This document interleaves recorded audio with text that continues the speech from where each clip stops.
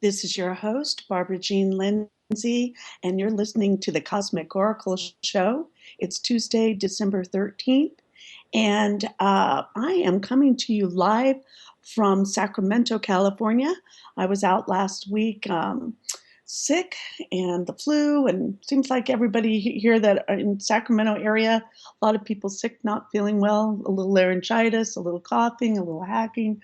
But, we're strong and we're tough and we're resilient, and I'm doing all the good things to keep my body going. My spirit's nice and strong, and I had a lot of thank you notes from people calling in on Skype and wishing me feeling better, and that just did my heart good. When you're not feeling good and your energy's a little lower than normal, it feels really good to have people call in and say, "Hey, here's some love, here's some healing energy for you," and where we go together, don't we? And so when you're not feeling good and you're kind of low, that's where you can depend on family to kind of come in and take up the slack for you a little bit and take care of you. So I've been staying with my sister here in Sacramento, and she's the baby sister, so usually I take care of her. But this last week, she's definitely been taking care of me. And so I want to thank her. Actually, want to dedicate today's program to her for all of her sisterly love and protection. And how sisters are. You kind of you get. We've been together as sisters for over. Let's see, I'm 64 years old now, and she's 60, and so it develops this rhythm, where we get along pretty well, but then we can butt heads pretty good too. And but for the most part, I think we've been together many, many lifetimes because we tend to know when to give each other space and then when we're needed for each other without even saying a word. So it's been really nice to be in Sacramento, and so want to give a shout out also to all the people who wrote on the email. You can email me, Barbara Jean Lindsey at the Cosmic Oracle and at gmail.com. So it's the Cosmic Oracle at gmail.com. I want to thank all those people that have been sending in good well wishes because they really help me. So thank you for sending those in. And if you ever want to get a hold of me, that's a good way to do it. And I also have a new Facebook page up, the Cosmic Oracle Show. So you can find out who my new guests are going to be. And I have some exciting things planned for the new year. I'll be talking more about that next week's show. So, for all of you who are listening, thank you, and thank you for your generous donations. Um, we have raised so far this month $2,800 is what we need, and we've raised 1,885.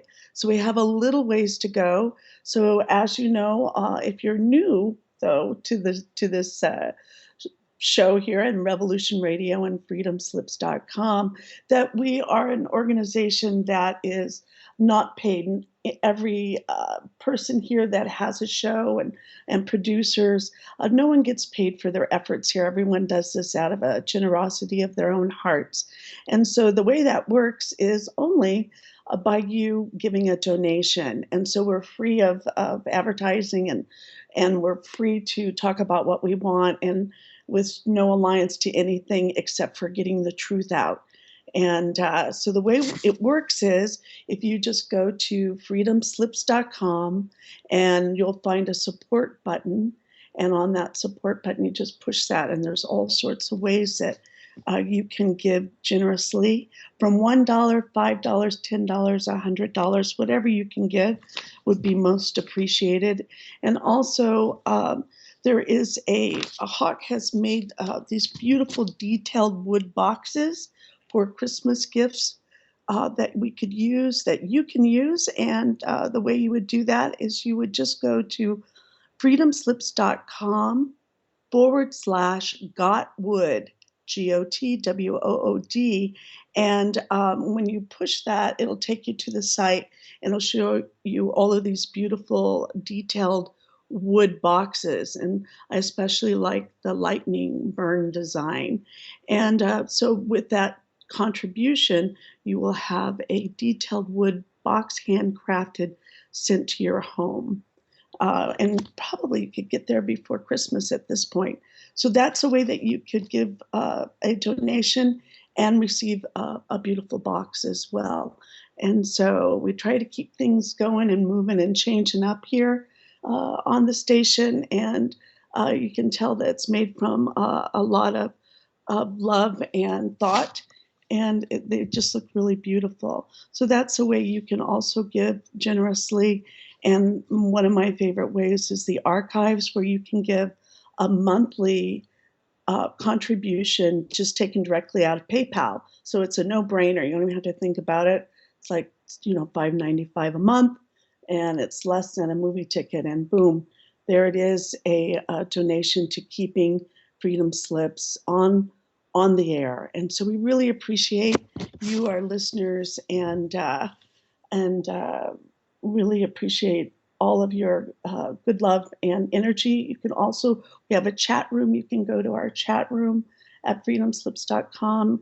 It's pretty busy this morning or this afternoon, depending on where on the planet you're listening in. And so thank you for being here today. And I'm really glad to be back. I really missed everybody last week.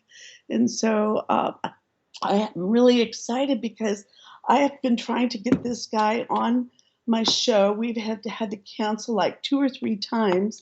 And so I'm really looking forward to sharing Jason Quitt with you. He is a pretty amazing young man, and I found him. I don't remember how I found him exactly, but I first started seeing Jason's work when I saw Egyptian postures of power. And it's an ancient Egyptian Qigong system that he invented himself. And it's an energy healing technique that were used by the ancient Egyptians in order to maintain optimal health and vitality. And so he's going to be talking about that. Jason is a graduate of the Institute of Energy Wellness in Ontario, and he has a diploma in integrated aromatic sciences. And he's certified in touch for health and the human energy field. And Jason's also studied in the 8th Fire School of Algonquin shamanism. As a channeler of universal and dimensional energies of healing, Jason combines these many modalities of energy medicine, qigong, shamanism, dowsing, and spiritual healing to assist those on paths of healing and enlightenment. Okay, and so I have a couple of the cylinders, and we'll have Jason talk about this system that he's created to help us with connecting and opening to all the energies in our body and activating our Kundalini energy channels and the beneficial starting postures for all of these really cool looking postures. I'm looking at his book right now, Egyptian Postures of Power, and that was written by Jason Quitt and Sandra Arnold. Also, he also what we'll be talking about as well is his book, his latest book, and it's really exciting. It's called The Forbidden Knowledge. So it's like, he talks about being a multidimensional being and time traveler and the diversity. So I'm sitting here at my desk, and I have on the left side of me Egyptian Postures of Power with the two cylinders. And on the right side, I have Forbidden Knowledge. And they're such two diversified, different uh, energy beams of information. So it's to balance all of that is really interesting to try and attempt, because I will tell you a little bit about his book before I have him come on and talk with us today. And it says in his book that it's a beautiful cover that he also designed himself, and it's Forbidden Knowledge, Revelations of a multi-dimensional time traveler. As a multi-dimensional time traveler, Jason Quitt has experienced the past, the present, and the future. From ancient Egypt and Atlantis to our possible pre and post apocalyptic future, he has been a witness to our unrecorded history. So, within the pages of Forbidden Knowledge, you will learn who we are and how mainstream archaeologists, scientists, and historians have been swept up in a fabricated storyline. And we're going to talk about that. Our world isn't what we think it is. It's a world once fought and protected by otherworldly and dimensional beings.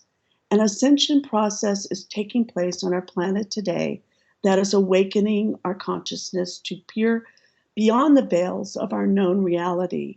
We are once again remembering our place in the universe as multi-dimensional beings who are having a physical experience on planet Earth. And so I think we're just going to go right into it. Hello, Jason. Welcome to the show. Thanks for having me. I feel like I know you, and I haven't met you, but I feel like I know you. So I want to let the callers know that we're going to talk for a while, and then they could call in and ask you questions if they have them as well.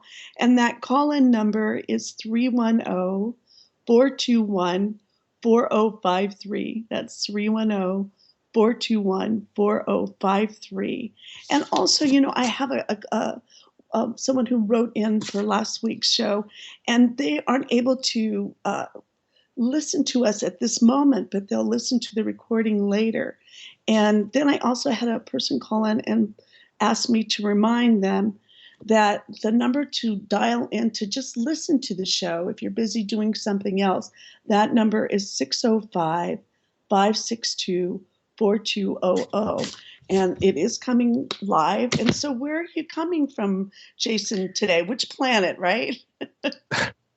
Actually, I'm in Florida right now. Oh, in Florida. So it's beautiful there. So you're at a beach or? No, just right now at a house on Skype, but it is a beautiful day out. Yeah, I love Florida. It's been a while since I've been there. So let's get started. I'm going to leave it up to you. How do you like that? Because I know you must have had such a journey from just having how well your book has been received by the public. It must be quite a journey to start where you probably weren't expecting it to just have this um, quantum leaps and changes in your life since you wrote the book. It's a really funny story because I've been doing this for about 15 years, and I've kept most of it hidden. And I really didn't come forward with it too much. And I did speak to groups over the years, but didn't really give the whole story. And I thought that if I would write the book, I would get all my stories out there and then I'd never have to talk about it again. And it's the complete opposite. It's that, Bob Mitchell and myself, we didn't really think that it would reach this type of success that it did. And it was almost like an instant hit. And it's being translated into Japanese, Chinese, and German right now. So it's just spreading like fire. Hmm. And now I'm telling these stories almost every day. Yeah. Yeah. And I do want to say I'm really sorry to hear that Bob Mitchell passed Yes. too. Now that was very difficult. And I just have to say to the public that many people suffer when they're dealing with those type of illnesses. Bob, he was completely unaware of it until I would say the last couple weeks of his life. Hmm. So, and the last year of his life was like a party. We had so much fun. So, you know, um, I would just say that um, we miss him very, very much. and it's almost like he did what he had to do in this world and he left. Mhm, mhm. Yeah. And that you met, at a conference, if I remember reading right? Yeah, I went to speak at the Alien Cosmic Expo in his hometown, which was Brantford, Ontario, and he came to hear me give a lecture. And I guess it really moved him because right after he walked up to me and introduced himself and just said, "Would you be interested in working together on a book?" And it was just very synchronistic that I was intending to write something. And I said, "Absolutely, let's talk about it and get together." And so from this little low key, easy is this whole, entourage of change. Yes. Yeah, just sometimes it's this universe just brings this cosmic synchronicity into place, and it's just this one little meeting just changes your life. Yeah, it's true, it's true. Well, I would like to talk about I'm I have your I think we'll back up to the Egyptian postures of power. And Okay. part of the Cosmic Oracle show, what part of the work you're dedicated to the show each week is it's a safe place where people can call in and talk about their extraordinary experiences. And that can be from anything from visitation to off planet to multi traveling to fairy kingdom. It's the gamut of what we haven't had a lot of permission to talk about. And so this is one of the many stations that are out there, or programs that people have a place to talk about their extraordinary experiences. So I'd like to kind of back up and kind of, if you could start maybe about one of your first experiences of how you started down this road, shall I say? I would say that I've always had experiences like this. So even growing up, I'd have past life recall. I would have visitations at night. They weren't alien visitations; they were more like entities or people that have been passed. So I've had a very paranormal type of childhood, And and was that that accepted in your family, or what was it like in your family when well, you would get if up I and would tell a story? "Hey, well mom," if you know? well if I would say that there was something in my closet, Right. it's just a nightmare, obviously. Mhm, mhm. So it was just very much passed off as dreams, Mhm, which I accepted. I really did. I thought that this was pretty average and normal, and everybody experiences what I experience. So I really didn't put too much thought into it. mhm. And so from that point then, did it start to escalate, or where do you think the pivotal point was like, "Hey, maybe there's something more going on here than what I've thought about or know?"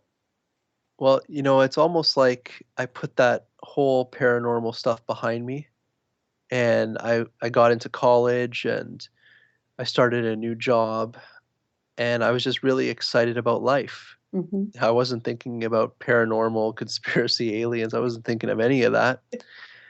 And suddenly I started to have these experiences of sleep paralysis. Mm. And this was in my early 20s, right out of college. And what would happen is I would be frozen at night and I would feel something walking around my bedroom. And right away I would go into fear, obviously, and I would think, this is a demonic attack or an alien abduction. And this would happen very frequently. So, I really couldn't talk to people about it. And I was getting quite upset and frustrated with the situation because, I have a job in the morning and at nighttime I'm being messed with, it felt like. Mhm. And one night I just couldn't take it anymore, and I tried to wake myself up by violently shaking inside my body. And I shook so hard that I popped myself out. And that's when I had this first type of outer body experience in my early 20s. And as I rose out of bed, I could see myself laying in bed, and I knew that this wasn't a dream. It was very freaky. And I could see this very tall being that looked like a dark shadow standing at the foot of my bed. And that scared me so much because one, I think I thought that I actually killed myself. Mhm. Like I shook so hard and I just left my body. But when I saw that being standing there, it shocked me so much that I got sucked right back into my body and woke up. Mhm. But from that moment on, it's almost like this door has been opened for me that I could access this new world. And ever since that moment, I've never seen this being again, and I've never had sleep paralysis again. Mm. So you feel like you opened that doorway, or a doorway of consciousness that you weren't aware of on a body being connection, maybe, or Yeah, mm, yeah, and for years I thought this was a very dark energy that did this to me. Um, but I look at it more as this was that being just helped open the door for me. yeah, like this is time to wake up. Like, That okay, let's get on with this, right? that's right. Uh, so after you have an expansion of consciousness like that, did you want to tell people about it, or did you just keep it continue to yourself and work on it independently, or what were your next steps and how to deal with this I huge change of perception? I was actually very fearful of telling anybody Mhm. because I knew that, like, if I knew it was crazy, then what would other people think?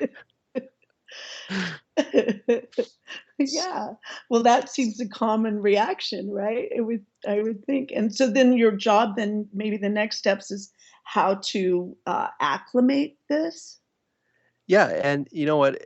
I tell people that I really felt like I didn't have a choice in the matter. It was almost like once this awakening took place, I couldn't stop it. So it was almost like since that moment of leaving my body, I would then start to get visitations by different beings. Mhm.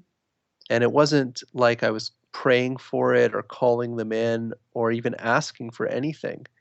It would just spontaneously happen and I'd be put in these situations.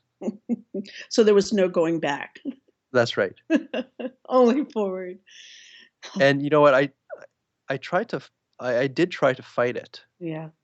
And I found that it was almost like when I started to get off the path that I was on, it's almost like I would get hit in the head or get very sick. Mm. So it's almost like if I tried to go and continue a normal life, it's almost like I get pulled back into this awakening process. To keep you on track, because there's That's right. a definite end result of all of this. Yes. Yeah. And to work with all of this. So you're awake, you're working with these beings. So would it happen mainly at night, or would it happen during the day, or would driving a car, or when would the Actually, it never happened during the day.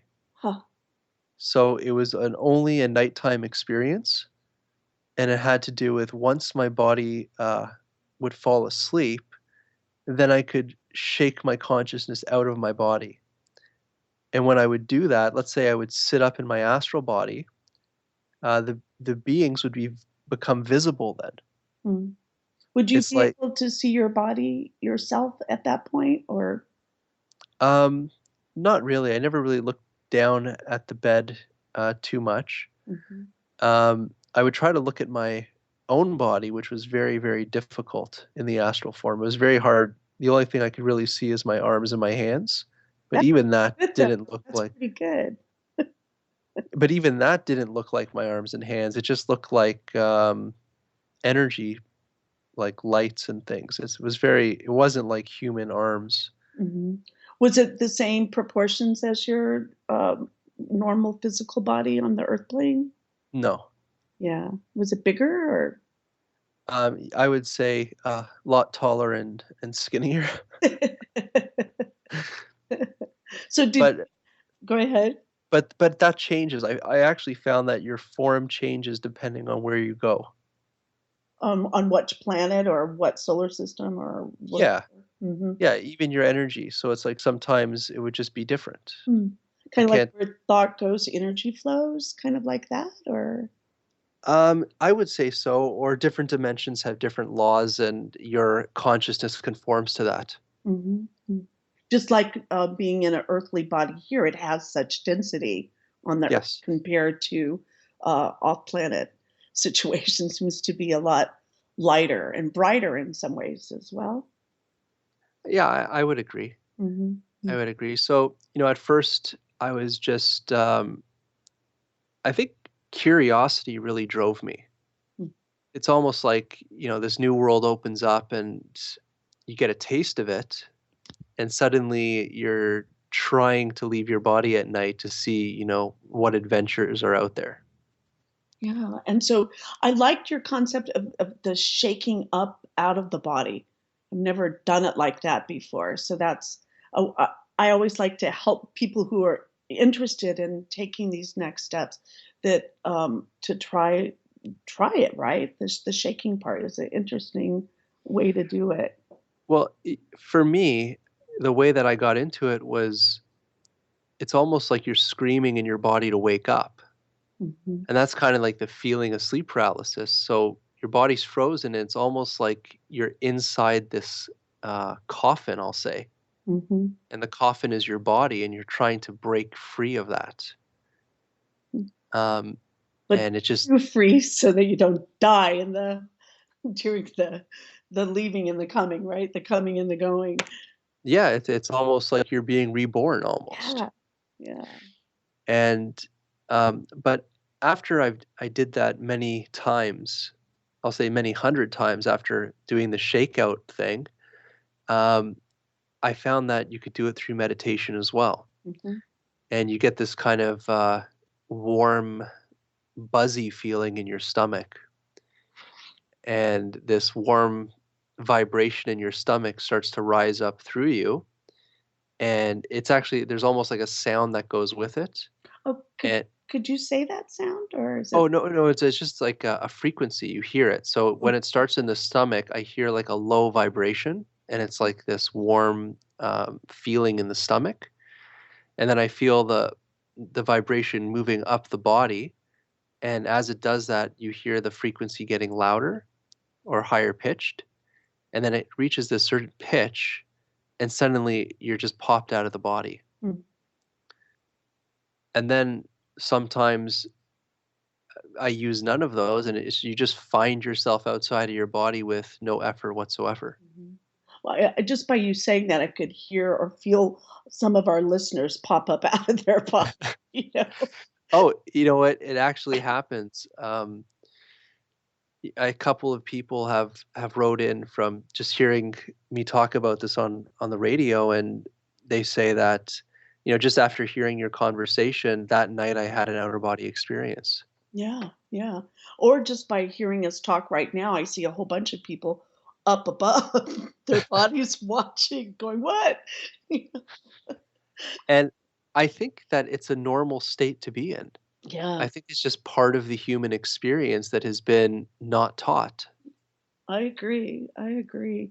And just by told to just stay in this body and then to be able to pop in and out, and like you're saying with practice, and in a way we don't even really have to practice because it's just there. Is that it's an ability that just comes with having a spiritual being in a body at this time. I would say that every person on the planet leaves their body every single night. Yeah. It's just the awareness of it. hmm And so, what So are some things that you found that, let's say, for people, what are some things they can do then to prepare themselves for astral travel at night?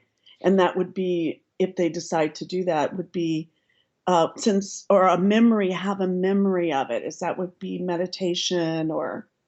yeah, it would be having some type of spiritual practice, and I do the qigong, the Egyptian postures, and that really helps me. But I have to, put out a little warning to people too, is that there's things on the other side that are not that friendly. hmm And when we leave our bodies, we take with us everything that we carry, we take with our emotions, our thoughts, our traumas. And those are like musical songs, if you could imagine it.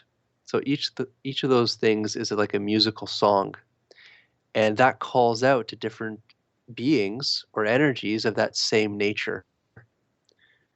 So when you leave your body, and let's say you're carrying very negative things, for example, Mhm. um, you may attract and bring back to your physical body something that's not good. Okay.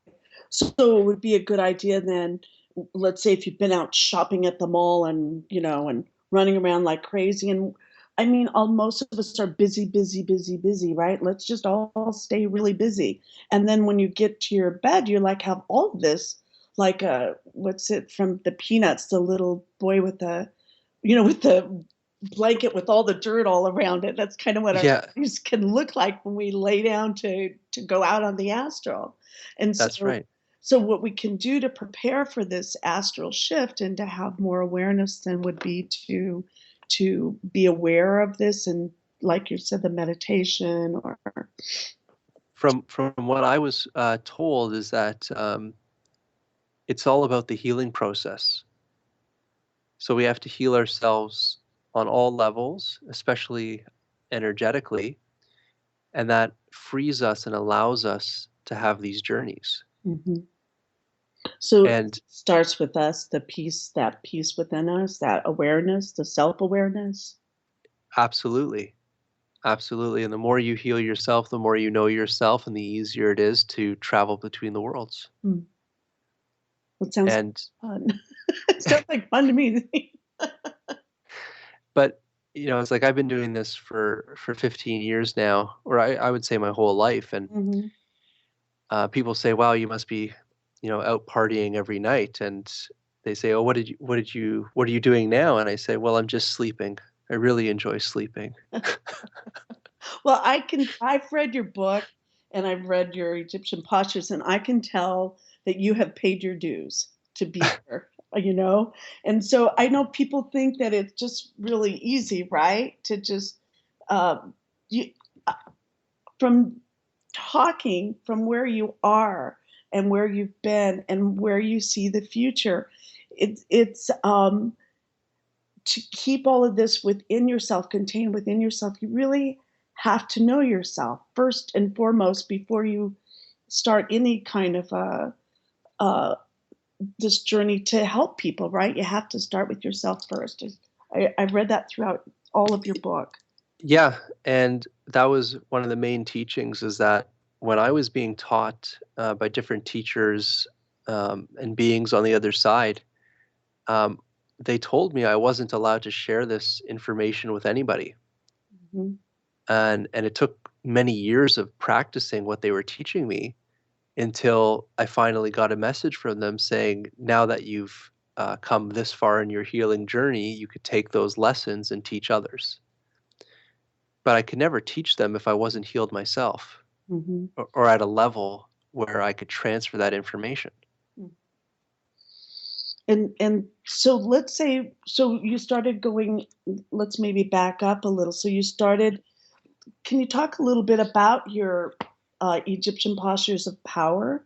Of I have the shungite. Can you talk a little Yeah, no, bit about I'd love to talk about that that? What because it's like? that is the one thing that has stayed consistent in my whole journey, and I continue to practice it, and it continues to surprise me. Hmm.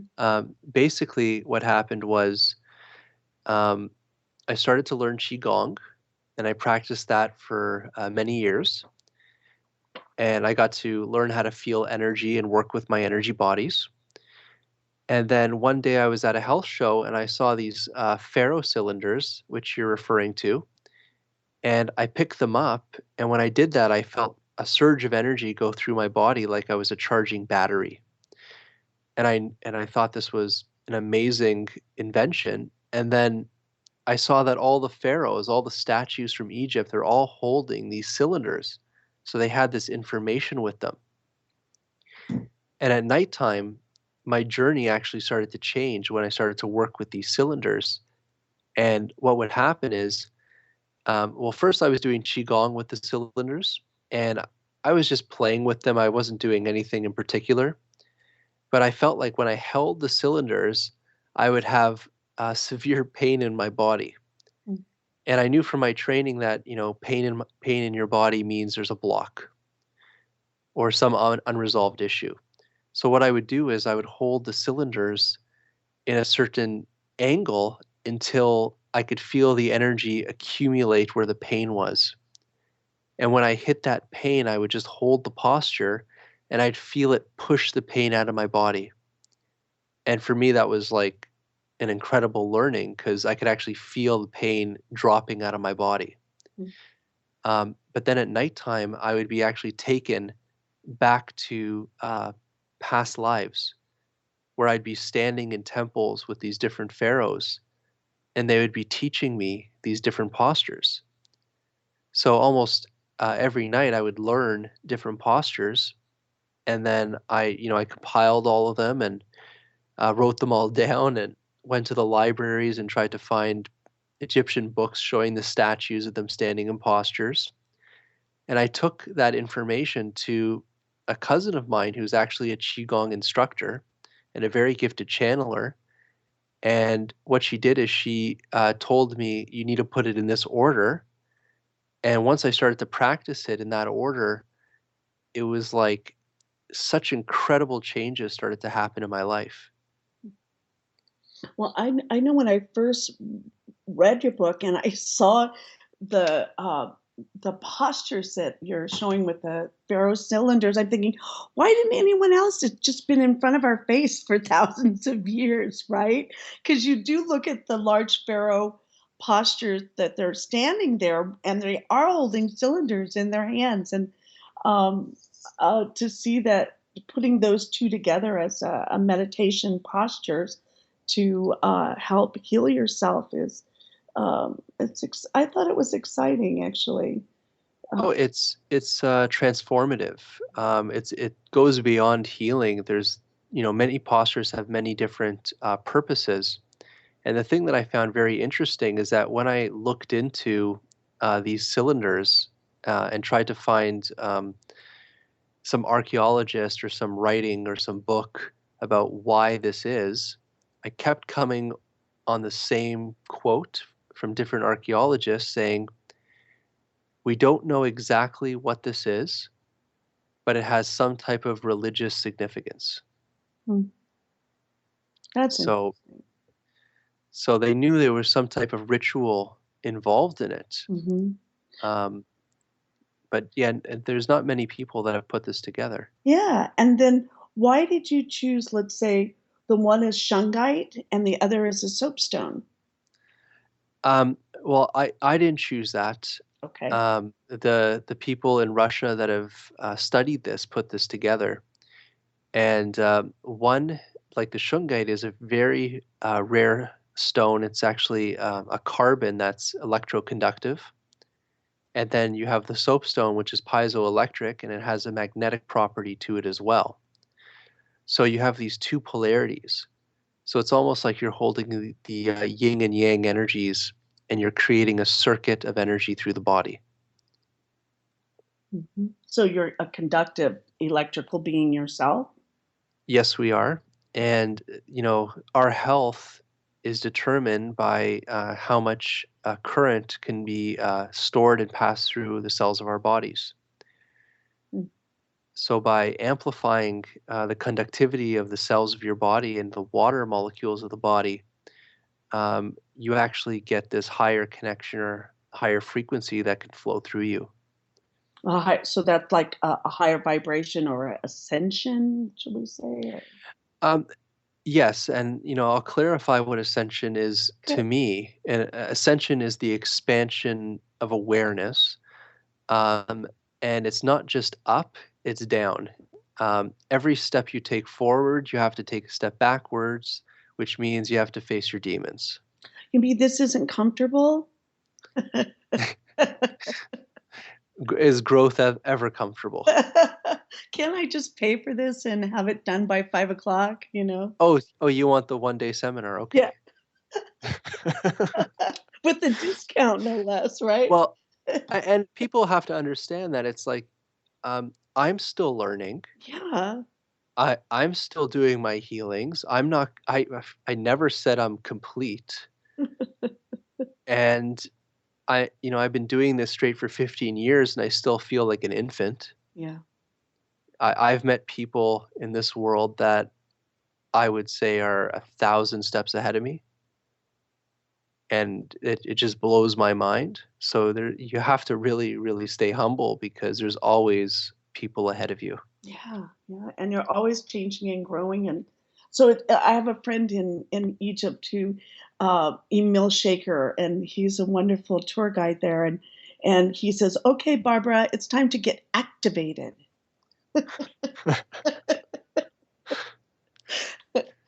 So, um, let's talk a little bit about Egypt itself then, and some of the postures of some of the pharaohs there, and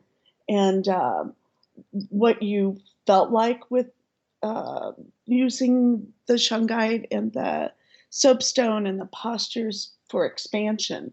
Well, sure. Well, think of it this way. The pyramid has a very set sacred geometry structure. Mhm. It has space in it, it has openings, it has places where air can pass through it, and it has places that are very dense. And it's very much the same as the human body. The human body is a sacred geometry um, reflection of the universe, just as the pyramid is. And we have spaces in us as well. And, and when we change our posture, what we're doing is we're changing our geometry. And when we change our geometry, we change the way energy flows through us. And when this happens, we're creating a unique energetic field or a unique energetic signature around our bodies and within our bodies. So if we stand in a specific geometry or posture, we create this very powerful electromagnetic field around us. And so And if we change a posture in a specific order, we can change our whole energetic nature consciously. mhm. And so we are powerful. We're like these powerful beings. Extremely powerful beings. And that's why the knowledge has been hidden about who we are, because if we found out who we really are, I don't think anything could control us because we'd be sovereign divine beings that can choose their own realities. Mhm. And at will, right? In a like that, correct? Just Yes, and there's also something that we have to understand and realize is yes, as individuals we have power, but as a collective whole of humanity, our power is incredible. mhm. And this is where I find the manipulation to be the strongest is that um, we have a collective belief, we have a mythology of culture, of who we are, of where we come from, and we're basically weak and useless. Just been Is lied what to just a little bit, right? yeah, we've been lied to just a little bit, and that collective awareness of what humanity is affects the power of humanity. Mhm. And that's So where the big change is coming, right? And you're a part of this. We're a yeah, part of this. we're all a part of this, and uh, I feel that's the reason people like us, and I've been told there's millions. Actually, it's Mhm. not a small number. They're being awoken to the fact that, hey, wait a second, this reality that we grew up in and our parents and grandparents grew up in, it's not what we think it is. And we're getting this kind of expanded awareness so we can actually see beyond the manipulation and try to step out of it.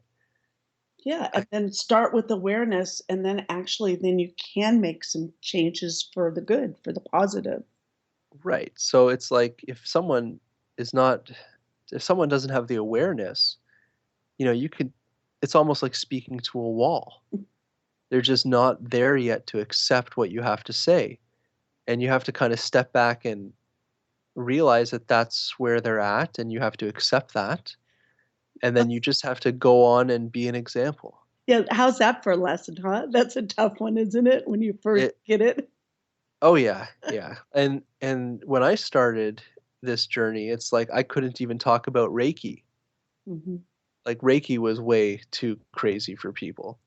And now we're talking about time travel and secret space programs and uh, multi-dimensional entities. Like in the span of 15 years, consciousness has changed dramatically. Mhm.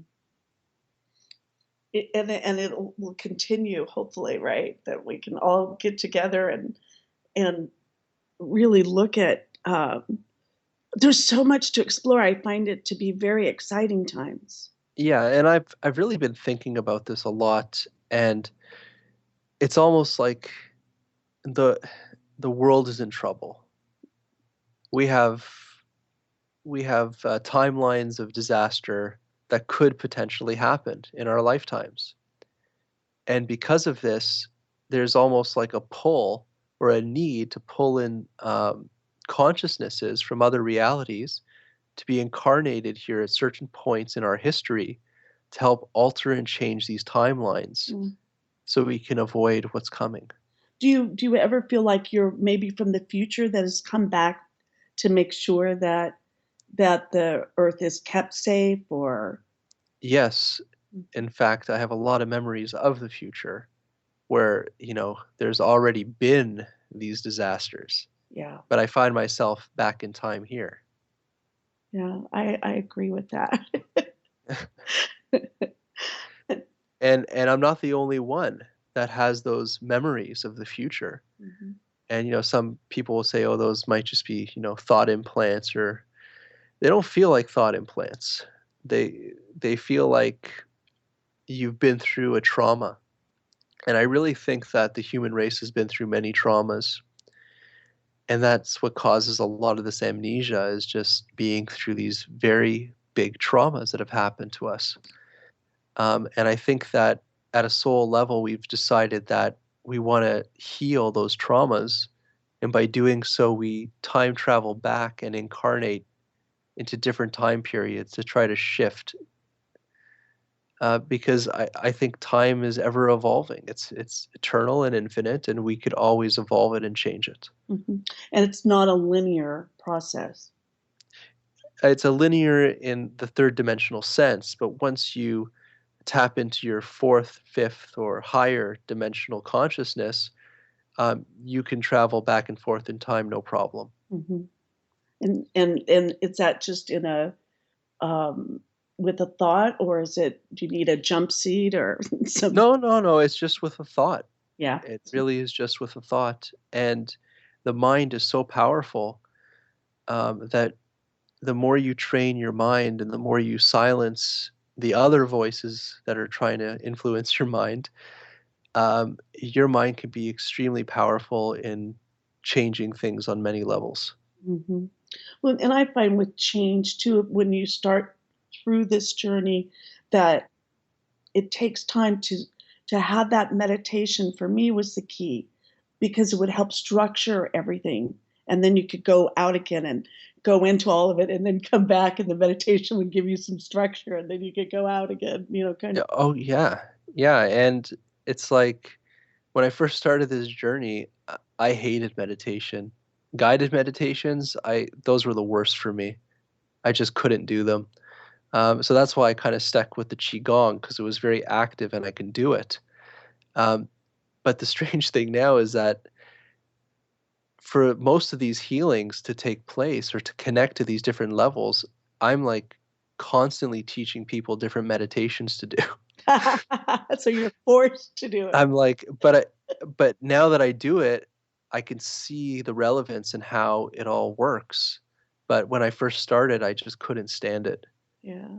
Do you find that you work better? I know there's some people who meditate who work better in a group or find that they work better by themselves. I'll say that when I teach the qigong, when I do it in a group, the energy just blows me away. Mm. The more people in the class, the stronger that energy becomes. So there is a power by numbers here. But when I do it myself, it's more intimate, it's more personal. But when I do it with others, it's almost like I'm reading the room and assisting anybody in the room that needs that personal healing. And electo a little bit too, because it's like you're just the conduit in a way, right? Oh yeah, yeah. And I love passing on this information because especially with the postures, is that when I teach a class and they take that away, I have some people that have been doing it for years and it's changed their life too, just like it's changed my life. Yeah. Yeah, I've studied myself in medical qigong for 3 years. So yeah, it's Oh a yeah. beautiful movement. I always feel it's like a dance with the universe, with the cosmos. Yeah. And people come up to me and say, well, how do I be like you? Or how do I get to that level? And there's only one answer for them is you got to learn Qigong. Mm. You got to practice something. And I'm not saying practice my Qigong, practice whatever Qigong you're pulled to. Hmm. And just start doing something that helps build and strengthen your energy. And then you'll have some amazing awakenings from learning about your own energy. And then connecting with like-minded people. Exactly. Mhm. Can we talk a little bit? One of the things I liked in your book was about using Egyptian oils, and I love that, especially the this time of year with the frankincense oil and using cedarwood. And can you talk a little bit about using essential oil for Sure. helping on this journey as well? Sure. I'll say, you know, essential oils in particular um, is a very powerful alchemical process of literally taking the sun's energy and turning it into these, I would say, these sacred geometry structures, which are like hydrocarbons, phenols, ethanols, sesquiterpenes, monoterpenes. These are chemical structures that get released into the air. They're so light. So you can smell them. That's why they say, oh, it's like an aromatherapy, right? Hmm. Because you could smell these oils. But these oils are literally the spirit of the plant. It's pure liquid sunlight trapped into these plants and it's pulling the minerals out of the earth. So it's a very powerful alchemical process.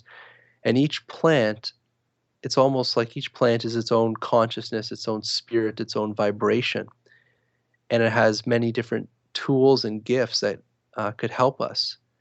So if we know what oils to use, let's say cedarwood, for example, cedarwood is very good for relieving anxiety and depression, especially if you massage it on your feet, especially the big toe area, or even behind the ear. Um, these oils just bring a calmness to us and help connect us to natural universal frequencies. So there's many ceremonies where they would anoint oils, and this is not just from the Bible. This comes from very ancient times where they would anoint people with specific oils for certain ceremonies at certain times a year, and that would activate certain energy centers in them or connect them to the energies of, let's say, that full moon, or the energies of the equinox, or the energies of the Nile River, for example. And so by using the oils and let's say the qigong or the ceremonies and rituals, you would almost uh, keep your body in alignment or attuned to universal frequencies or the seasons of time. And we have our big super moon tonight, right? Oh yeah, And so what would you suggest? This is just for fun. Let's say you're going to be meditating tonight with the moon. hit hyssop oil. Okay, we'll talk about that right after the break. Okay, so stay Okay. tuned with us. We have Jason Quitt, author of Good Knowledge. Hi, everyone. It's me, the Edge, host inside the Eye Line. This is your host, Barbara Jean Lindsey, and welcome back to the Cosmic Oracle Show. And we have on our show today a guest, Jason Quitt, author of Forbidden Knowledge. And also, we've been talking about his wonderful book and a Qigong system, Egyptian Postures of Power. Welcome back, Jason. Thank you. And before we get started back to the interview, I would like to say that Revolution Radio is the #1 radio station in the world that is 100% listener supported station. And we're here thanks to the generous support of you, our listeners. So you're a major part of our continued success in this last year of 2016 and looking forward to another year in 2017.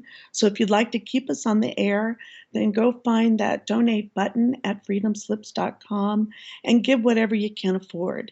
No amount is too small, and we really appreciate your continued support. So thank you for your support and for staying tuned with us. And we have Jason Quitt with us today, and I'd like to read a little bit from your book. At the very beginning, it says in a statement from you, Jason, collectively we must tread gently forward without fear to ask the right questions, allowing us to peer into the nature of our reality. As our perception of this reality widens, with it comes a new awareness, providing all of us with the ability to change the way we see ourselves and our place in the world.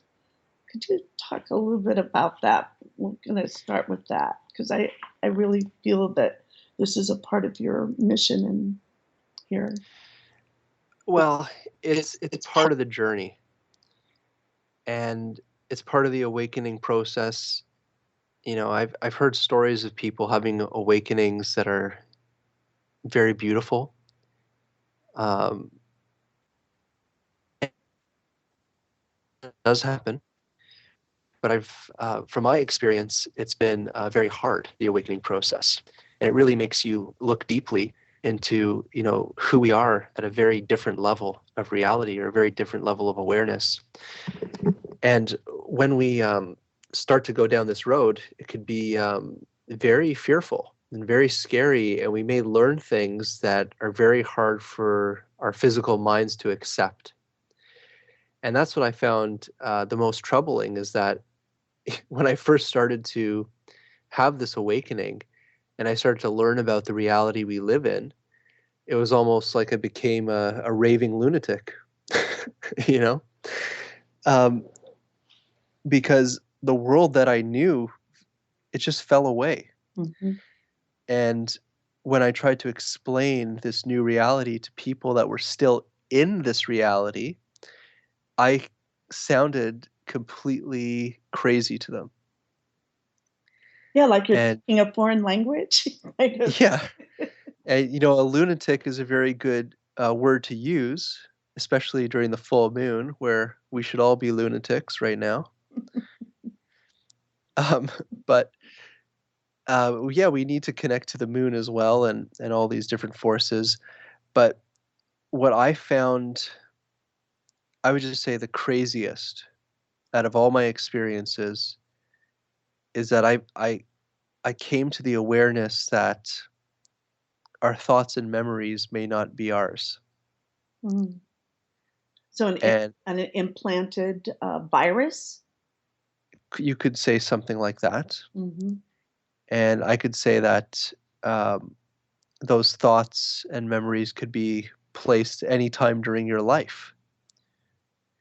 And when I started to learn that, there are things that we can't see that could manipulate us in that type of way, that's when it was almost like, okay, things just got really real right now. And it's not all just rainbows and unicorns. It's there's some serious courses of action that you have to take and understand when you're going through this. It's not an easy road.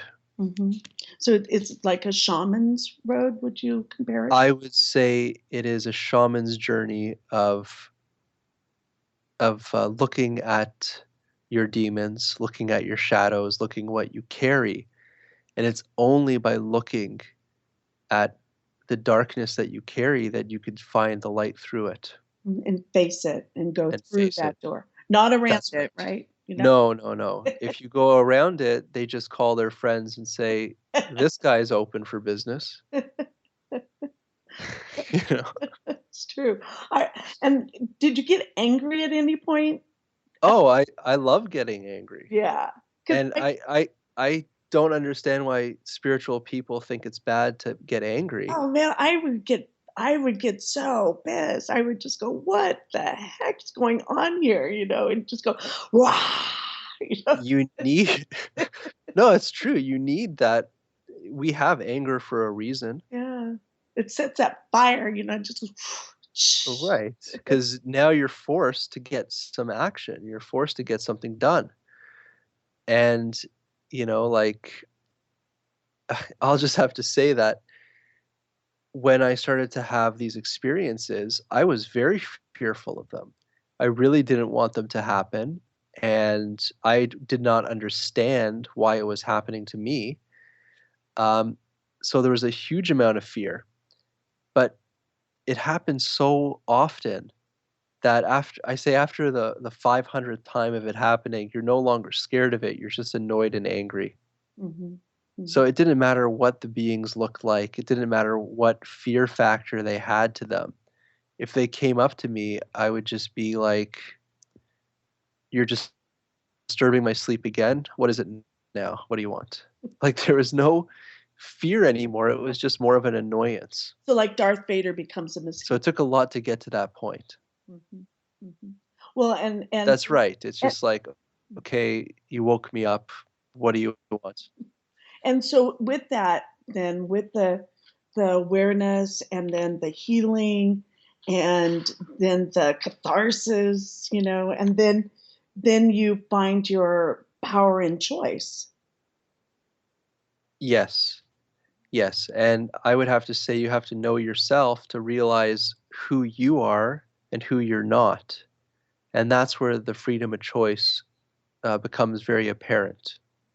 So, let's say, for example, you have a thought come into your head, and that thought is, I would say, not really good. It's not a good thought. You can choose to take that into your reality, or you could choose to let it go. And you realize that you're picking up on thought forms that are not coming from you. They're coming from others around you, or even coming multidimensionally from beings that want to somehow connect to you or to pull energy from you. Isn't that an aha moment when you go, "What? I've been hoodwinked for this long?" No, it's such an eye-opening experience, and for me it was truly eye-opening because I was watching it, I was observing it being done. Like, I could physically see the being speaking in the back of my head. Mhm. And I'm like, people wake up every day and they don't know why they feel depressed. They don't know why they feel sad. They don't know why they think that way. And if they can see the thing that's talking to them and putting those thoughts in their head, then they'll be like, "Wait a second, they're not me. They're not my thoughts." Mhm. And then they can start to separate and say, "Well, I don't choose to have those experiences. Yeah, I that's don't I don't consent to having those thoughts and those feelings because they're not mine to begin with." right. Stinking thinking, right? Yeah. Well, And go ahead. so and the thing that's even crazier about this is those thoughts and emotions create illness in the body. Mhm. And so we're gonna bring this right back around to is that using the cassia would be maybe a For the full moon tonight. yes.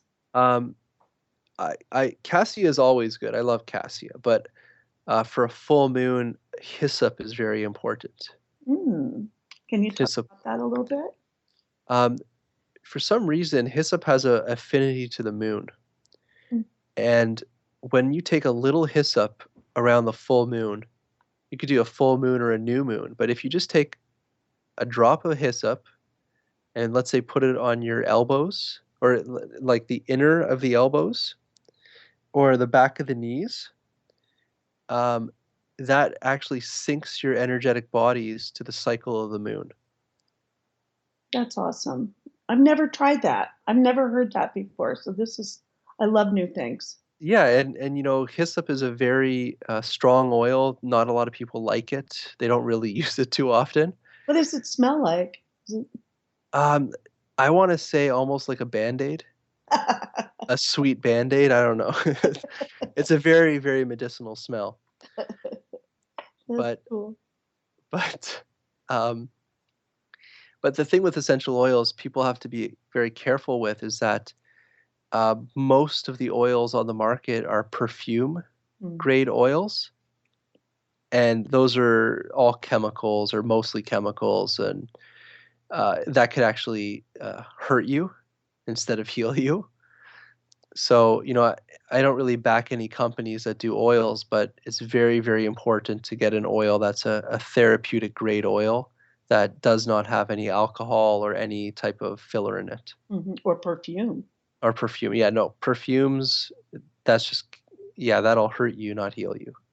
And I also understand that you have an affinity with crystals and stones. Can you talk about that a little bit? These are things that helped you expand to where you are right now.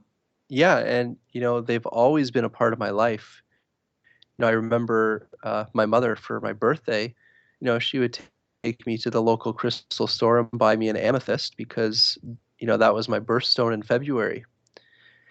And so I've always had crystals around me.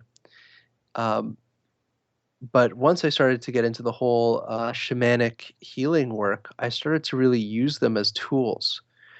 And I found that they were incredible in boosting healing ability or boosting psychic ability or boosting dreams. Like they just had this amplifying effect of consciousness. And what really blew me away was, uh, and I used oils as well, so I could add the oils and the crystals together in this story, is that I was helping a client out to a car and I closed the door and I slammed my finger in the door and it was extremely painful. And when I pulled my hand out of the door, my nail was already black. Mm. It was like instantly black, throbbing with pain. And the first thought that came into my head was, I'm going to lose this nail. There's no doubt about it. And then I got another message. I needed to go into the house and I had to put cedarwood oil on my finger and I had to hold a crystal. And I had this crystal. It was a quartz fluorite combination crystal. And I put the cedarwood oil on my finger and I grabbed the crystal. And almost instantly, it's almost like the finger opened up and it was like a hose where it was blowing hot air out of. And this sensation lasted for about an hour. It just felt like hot air was being blown out of my finger. And that night I fell asleep, and in the morning when I woke up, my finger was absolutely perfect. Mm. There was no black nail, there was nothing, there was no pain. It was like it never happened. And for me, that was like a huge miracle. Yeah, it's an affirmation of how much you can heal yourself, right? Yeah, and because I think I have a thick skull or something because my lesson wasn't over. So the following week, I broke the same finger. Oh, Yeah, imagine that. Same finger, I broke it. And when you break a finger, it was almost like my finger was the size of three fingers. It really swelled up. And I did the same thing, but this time it didn't take one night, it took 2 nights. mm. And then my finger was back to normal. So it was like just confirmation that crystals do healing work. And I use crystals and rocks in my healing a lot because there's something called stone medicine, and it's a shamanic tradition to use stones in the healing process because they say stones can see in the dark because they live in the dark. So they see what we can't. And that's what really boosts our healing. And I have to say that I'm so connected to stones and so connected to crystals, and they do talk to me. And I'll just have to say that if I were to hand you a crystal, I would don't even need to you don't even need to give the crystal back to me. Once you touch that crystal that I held, immediately the crystal starts telling me what's wrong and what needs to be done in the body. Mhm. So a communicator, Yes. an Yeah, amplifier of knowledge. that's right. So I use crystals a lot, and I used to wear a beautiful crystal around my neck, and people would always come up and just grab it and say, "Wow, that's such a beautiful crystal." And right when they would touch that crystal, I would feel everything that's wrong in their body. Oh, yeah. So I stopped wearing the crystal. Yeah. Well, and once a healer, it's learning about being a healer and healing, and there's such an array, a vastness of all of those modalities, right, to learn.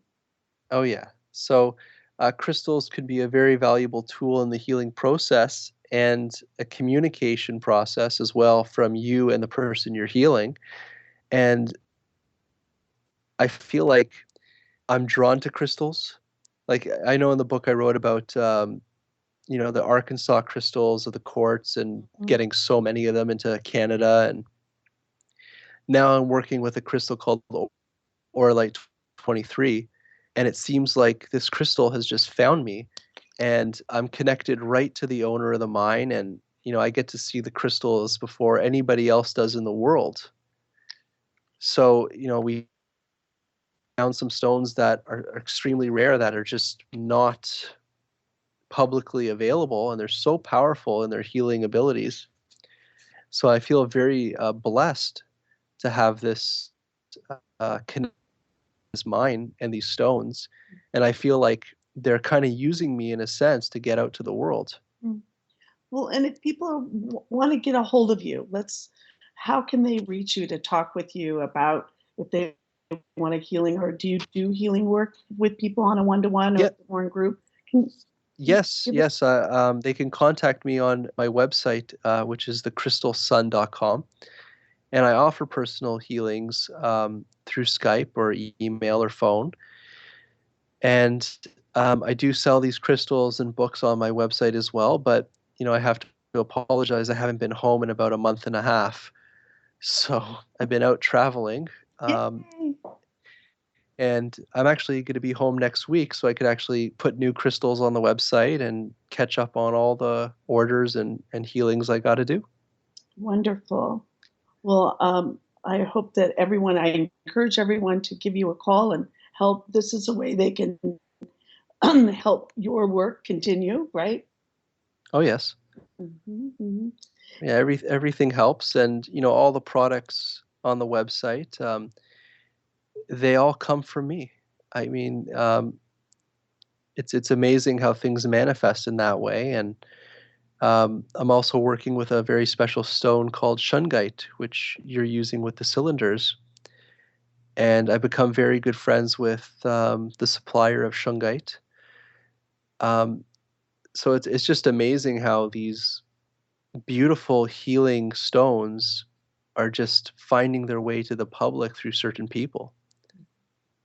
And so it's interesting because on one hand you're into the earth, deep into the earth with all the stones and the healing properties that they have, and then you're way out on the other side of the cosmos too at the same time, out of body and in But a but the thing is that, and this is what a lot of people forget, is that it's the earth. It's connecting and being extremely grounded to the earth determines how far you can travel out there. yes, I say that again because I think it's so important. The more grounded you are and the more connected to the earth, the stronger your foundation is to this physical reality, the more power you have to journey further out. Mhm.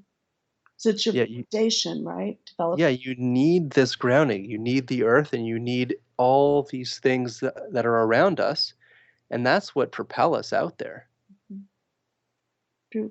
Can you talk a little bit about in the context with this, with your Peruvian adventures, or would you like to talk about some traveling experiences that we Sure. in? Well, it's not just Peru. You'll find that ever since, I would say, the movement of 2012, excuse me, everybody is being drawn to sacred sites. So there's a lot of spiritual tourism going on. A lot of people wanting or being called to different places around the world. So for me, it was Peru. If for some reason I've always been drawn to Peru or Ecuador or anywhere in South America, I just really wanted to be there. And when I went there, I found that these sacred sites were activating me. You know, just like you said at the beginning with your trip to Egypt, and you're saying now you're going to be activated at this temple. Mm-hmm. I think at this time we have dormant DNA that is just waiting to be activated. And we're being called to these sacred sites around the world. And when we step on them with our physical feet, these sites will actually transfer information to activate DNA strands deep within us. And it will open up our journey even more. And that's why we're being called to these places. When I was in Peru, the thing that I found incredible is that my psychic abilities were just completely amplified just by being there. I don't know if it was the lack of oxygen to the brain, or all the coca leaf you had to chew to get oxygen to your blood, but it was almost like the veil was very thin there. And there were certain sites, there are certain places on the earth there that I couldn't stay too long because just by being there, it was hard to stay in my body. Mm-hmm. So there were definitely portals or stargates in Peru that would just literally yank me out of my body. I have yet to come to another place on the planet that did that to me. Mm. So either I have a very strong affinity to those sacred sites in Peru, or maybe I was just ready for those activations. Mm-hmm. And do you think it also maybe touched on past memories that were activated, or past healings, or past information, hidden information that could be gleaned and brought forward to this time zone? I think so, definitely. And, I think it also has to do with karma. Maybe there's unresolved karma there that I had to take care of. And I feel that way strongly about Japan. Like for the past couple years, I've been going to Japan quite often. And I keep getting called back to Japan for some reason. And I have very, very strong past life memories of me being not so nice in Japan. Well, and with So I'm doing a lot of healing there. mm-hmm. Yeah, so it's almost like movement. I just see you doing some movement there, the qigong there as well. yes. And I feel like, I maybe I lived some not so nice lives there, and I'm going back there to heal that karma and those people that I hurt. So it's very strange. Mm-hmm. It's So very strange. So forgiveness and then empowerment. that's right. And I find that, and one of another eureka moment in my awakening is that it's a very interesting rule. It's called "we play all roles." Hmm. All right. So we're not all saints and we're not all saviors. Um, we we're on both sides of the fences and we play both sides. So in this life, I've chosen to come here to heal. I've chosen to come here to learn and expand and to be in this consciousness. Whereas other lifetimes, I misuse that power for other reasons. Mm-hmm. So we do play all these different roles. And thank you for coming on to the show today and just teaching about your learning experiences from a very humble way that you do it. I love that about, I could feel that in your book. You're kind of like the reluctant, we have to pull you up and pull you out and make you do this. Basically, because if you met me in person, you'd know that I don't go out and talk to people the way I'm talking to you. Yeah, well, and then once you're on, right? And it comes through and you go, hey, did I just say that? That's right. No, I've given up to trying to change anybody. Good. They have to want to change themselves, and when they're ready, the teaching will be there. Yeah. So can you talk a little bit about the Anunnaki connection? I thought that was interesting. We're going to swing over there for a while, okay? Sure, and I'll just say that um, what I believe is that they're not all bad. There's always polarities. I've met some very disturbing beings in my journeys, and I've met the exact same beings that are quite enlightened. So you definitely have a polarity in every type of race and culture. And I do have a very strong affinity to the Anunnaki for some reason. I feel very connected to certain stories that I've heard of them. And I've even lived and remember some past lives as them. Mm. And, people want to say, what is an Anunnaki or what do they look like? And I'll say, look at a picture of Nefertiti. Look at a picture of Akhenaten. Like, they're very tall, slender, they have very strange proportions, and they have elongated skulls. And, some of them came here to teach us and to help us, and some of them came here to enslave us. So we can't just look at one culture or one race and say they're all bad, because I think the reason we're still breathing here is because of them too.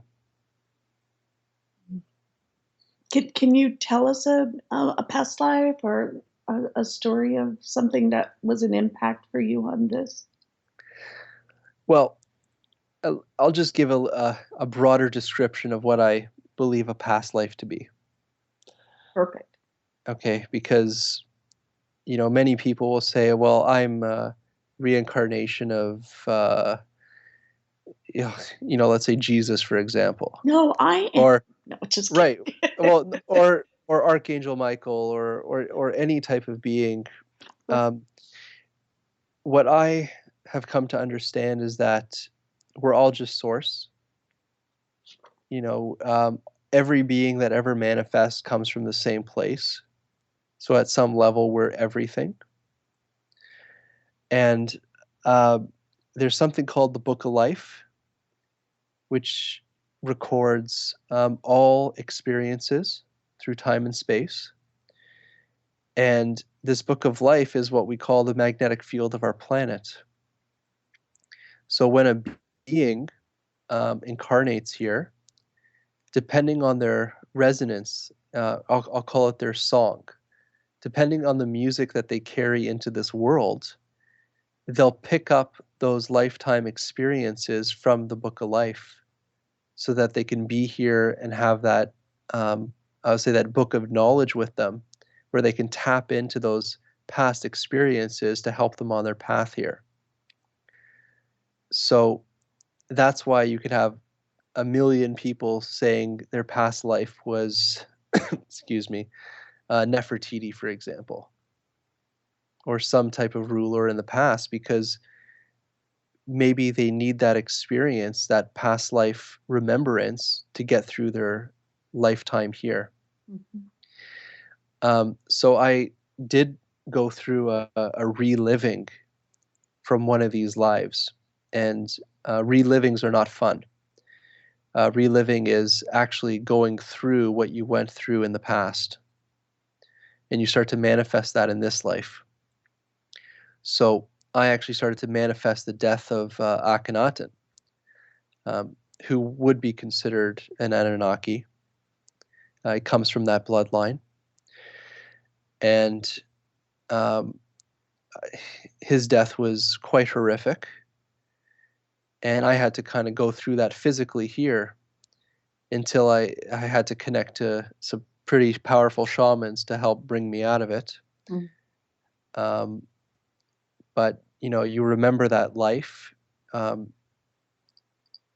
You feel the despair, the pain of trying to do something and being held back from doing it, and getting punished for it, basically.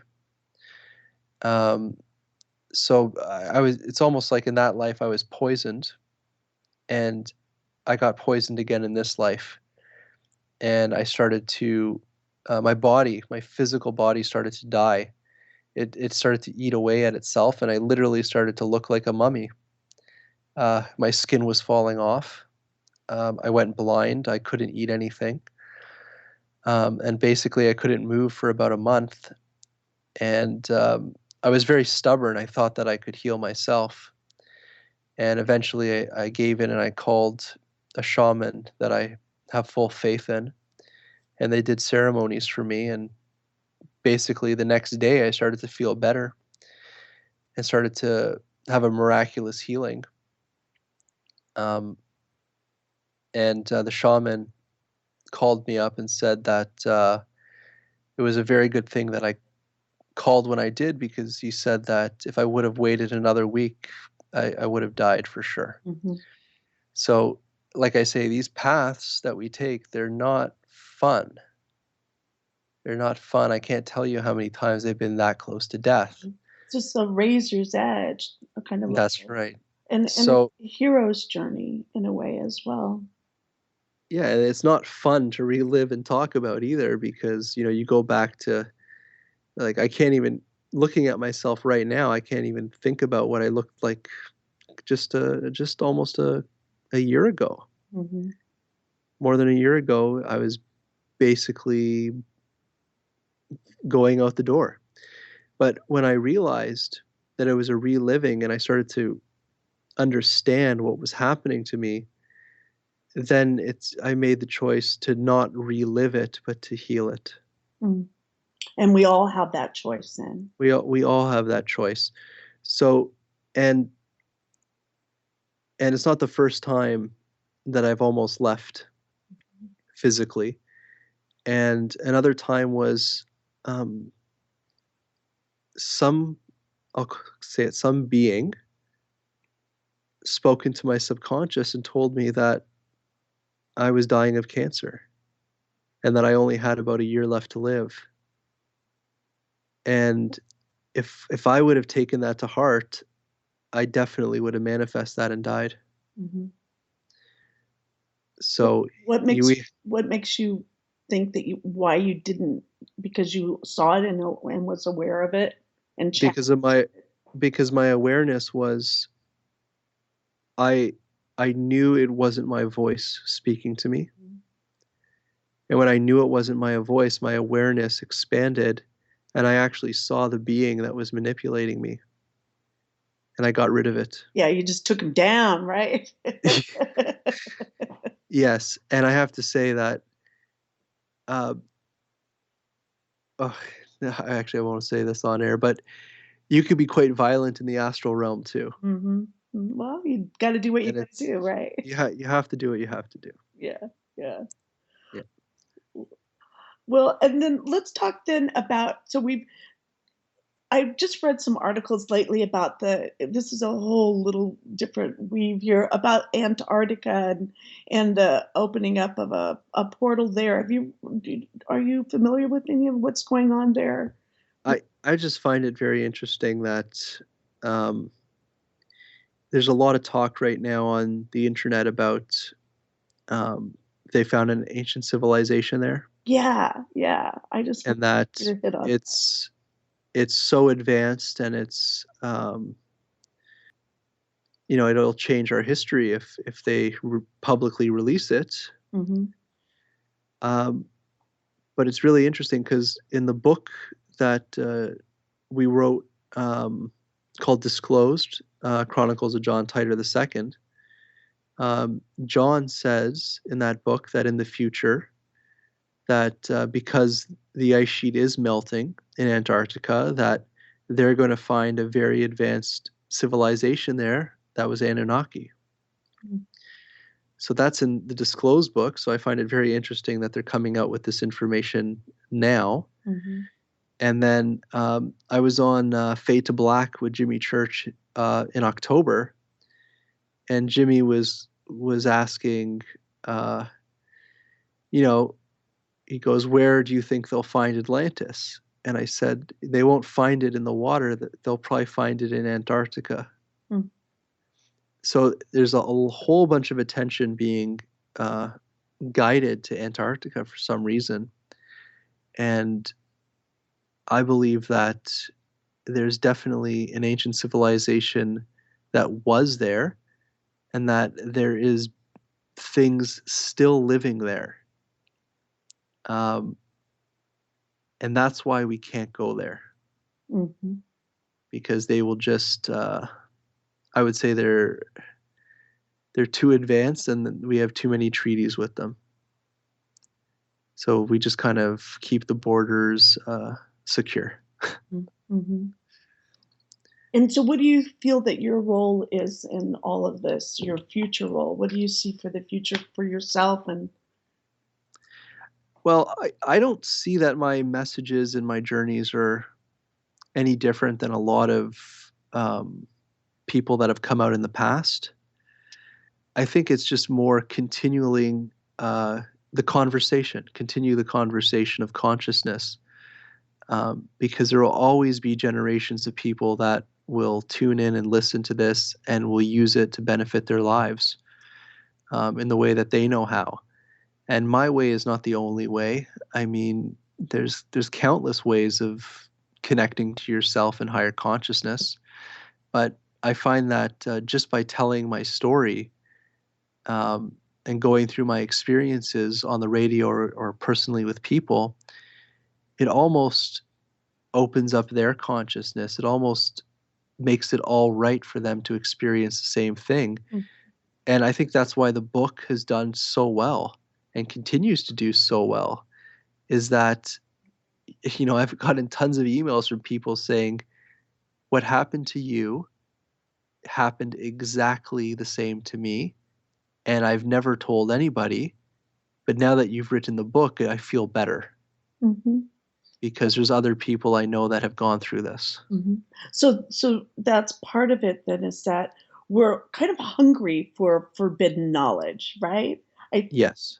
We are. Everyone is. That you become awake, you want to learn it all and absorb it and see where we can really take this planet. And there's so much healing to be done. Absolutely. And I think, it doesn't, we could learn all about these conspiracies. We could learn all about the horrible things that are happening on the planet, which I would say is probably worse than you think. It's worse than the conspiracies. Yeah. Um, Go you down know, that rabbit hole, right? yeah, if you keep going down, that's it. You just keep going down. Um, so it's great to know those things, but you can't make that your reality because it's going to destroy you. It's going to hurt you in the end. Yeah, So it'll you have to, eat you up. right. So you have to take that reality and process it and understand, okay, this is what's going on in the world and this is the real reality, but where do I fit in and what do I do about it? And the only answers that I could ever come up with is you have to just continue to find yourself in the sea of chaos, and that's where your order is going to come out of. Mm-hmm. And then would it be to connect with other people too, though, right? Don't be alone. Don't be isolated. But here's the thing, once you make that decision, people are going to come out of the woodworks and support you. That's right. So you will never be alone in your path. So is that a lie that we're alone, right? Is that one of the big lies, right? That you're alone? Oh yeah, yeah. It's the only way to conquer is through separation, and we have a pretty strong separation consciousness going on everywhere we look.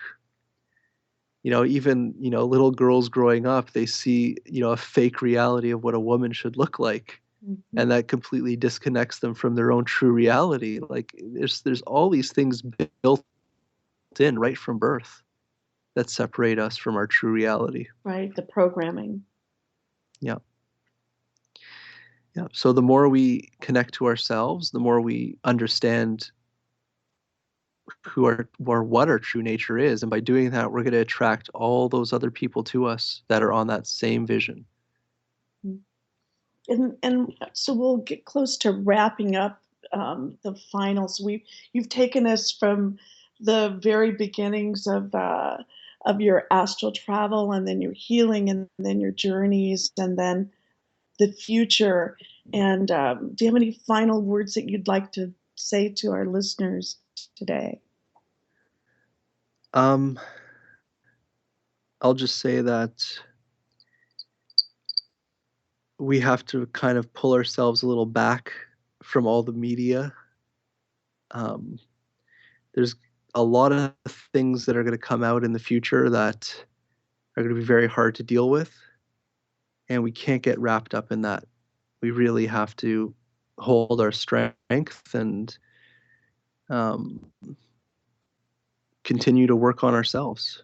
I mean, that will never stop. So it doesn't matter what's going on in the world. We have to continue doing our own personal work. Mm-hmm. So all of that chaos can be there if you can handle it if you're within your own foundation and your direct communication with source.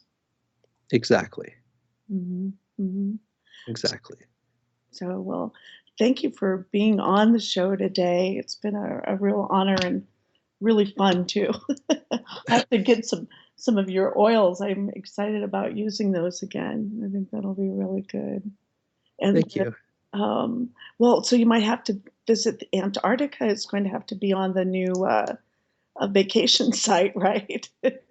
Oh yeah. Well, it's funny because even my friend John Titer, he's been wanting for a while. He says there's a very large spaceship buried under the ice there, and he says he needs to get a team and some investors to go and explore. Well, there you go. Hey, why not? Sounds good. I'm a traveler. It might, I'm traveling. I love the idea of traveling and exploring and adventure, and it gets you out of your normal comfort zone and can shake so many things up just by traveling, like you said, to the sacred vortexes, to different places that each of us are individually called to go to for some Yes. reason. Yeah. So how can we reach you again? Can you Yeah, you could connect with me on my website, which is thecrystalsun.com. I also have a group and a page on Facebook, also under the same name, Jason Quitt, at the Crystal Sun. And you can go on Amazon and you can get the books Forbidden Knowledge, Revelations of a Multidimensional Time Traveler. And you could also get the Egyptian Postures of Power. wonderful and try those and use them. Don't just read them, but actually um, uh, do the postures of power. I started doing them. I really enjoyed them actually. And And go ahead. and they're so simple. And when I started to learn them, I was like, these are like the simplest postures. And the message was healing is meant to be simple. Hmm. It's not a complex system. Hmm. And if anyone complicates it, we do, right? Yes. Well, thanks again, Jason, and we wish you the best of luck. And are you writing another book? Another 3 books. Ah, I love that. A trilogy, then. Can you? Yes, and they're going to start in the new year. So I'm going to do a book with the shaman I'm very close with. Oh, that's S- beautiful. So they're going to reveal their teachings and their story. Oh, I love Uh, that. so that's going to be fantastic. I can't wait to help bring that into the world. Mm. and there might be a book coming up with a someone in the music industry. I can't give too much information, but that would be very exciting. Mm-hmm. And also, um, possibly a second John Titor book. Oh, cool. Yeah. Cool. And what's the name of the first one with John Titor? It's called Disclosed Yeah, Chronicles of that. John Titor II. Yeah, I haven't read that. And I'm sorry, could you say that again? I think I Yeah. talked over that. No, it's called Disclosed Chronicles of John Titor II. Okay, cool. And Cool. that's also a really crazy, crazy story. Well, we wish you the best adventures and learning and growing and changing and expanding, and then bringing that knowledge to the people. Thank you. And thank you for having me, and thank you to Revolution Radio as well. It's a great, great station. Yeah, we've been around for a while. So I want to thank all the listeners, and you can reach us at the Cosmic Oracle on Facebook and on Barbara Jean Lindsey at gmail.com, and also Dying for the Light, my book on Amazon. Um, so to help kind of keep all of this going, all these changes and growth and the future, it's going to be quickening. I feel a quickening happening. And I just want to add something is that it's very, very important for humanity as a collective to see a positive future. We have to see it, like we have to really, really see this positive reality coming into play. Mm-hmm. I think that's well said. And feel it, right? And know it. Yes. See it, Yes. feel it, know it, and make it happen. That's right. We need a t-shirt with that or something. I'll get on it. I'll get on it. Yeah.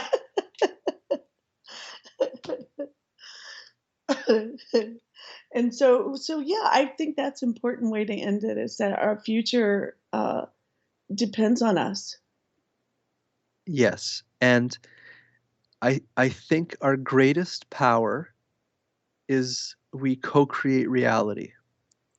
So if we believe a certain way, let's say if we all believe that Armageddon is coming, we may actually manifest that.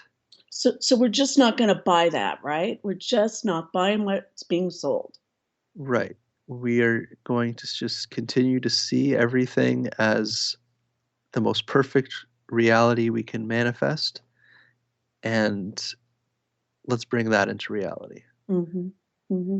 And that'll take some guts and some uncomfortableness and a whole bunch of other things that go with it. It's No. not just a mind thing, it's actually taking action. Yes. And remember, with healing, it's all about facing our demons. So, we're seeing things in the media now where, things are coming out that we don't want to see or know or pretend it's not real. But that's part of bringing a positive reality into our future, is to expose what's really going on in the behind the scenes. Mm-hmm. And you can use that as a catalyst then. Yes. For change. Yes. Let's open it up. Let's open it all up, right? It's happening anyway, so it's better to go with that flow than in denial or against it. Right, because those that are working in the shadows, they don't want to be exposed to the light, if you know what I mean. Mm-hmm. Mm-hmm. So when they are, then humanity sees them and says, we choose not to accept this, and we're going to move past this. Mm-hmm. And maybe that's why a lot of us are here, thousands, like you said, and millions of people that are here gathered. And I just see all these little catalysts, like the DAPL, that whole experience as a catalyst for people to awaken. The election for people to actually have conversations with strangers, whether it's good or bad, at least they're conversing with one another. And that's the thing, is that the thing with the Dakota pipeline is that, and with many other sites around the world, and Canada just green lighted a whole bunch of pipelines too. So we're going to have some big fights up in Canada. And we can't continue to use this planet as a resource. Mm-hmm. It has to stop. Mm-hmm. And the thing with this whole ideology of energy and pipelines is that if you're going to build a uh, if you're going to build a whole structure for oil, a whole infrastructure, and that's going to last for the next, let's say, like 60 years, then that means we're going to be dependent on that energy for that duration of that time. So if we continue to build pipelines, what we're doing is we're going to continue to destroy us. Mm-hmm. And we've had the technology and resources to get off oil for over 100 years, unfortunately. Mm-hmm. So we have to make a decision. Well, I think the seventh generation rule. Thank you so much for being on, and love to have you again. See you next week.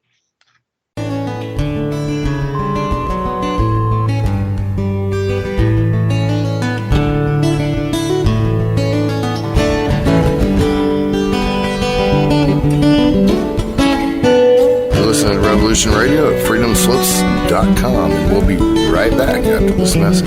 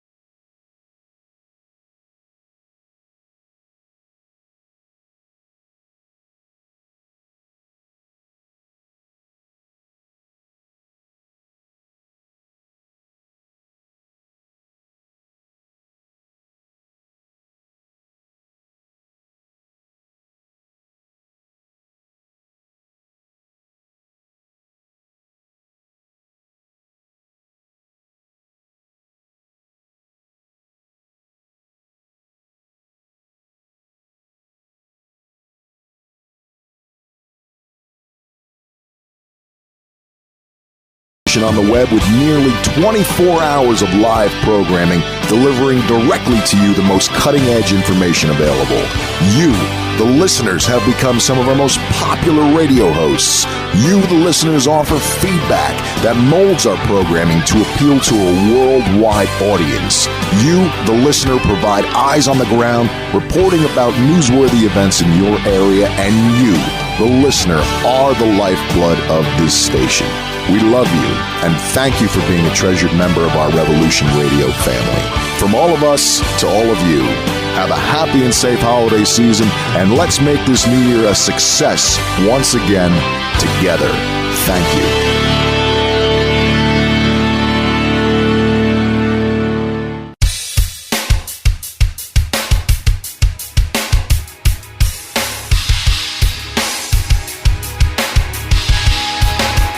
Enter into a world unseen on Raven Star's Witching Hour.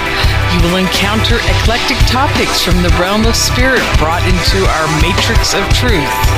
With your host, the Solaris Blue Raven. Solaris will bring you an array of unique guests covering topics from ghostly spirits to amazing anomalies, covert technology, UFOs, and shadowy global events. And that's right here at Revolution Radio, freedomslips.com, Saturdays, midnight till 2 a.m. Eastern Time. Revolution Radio, where information never sleeps.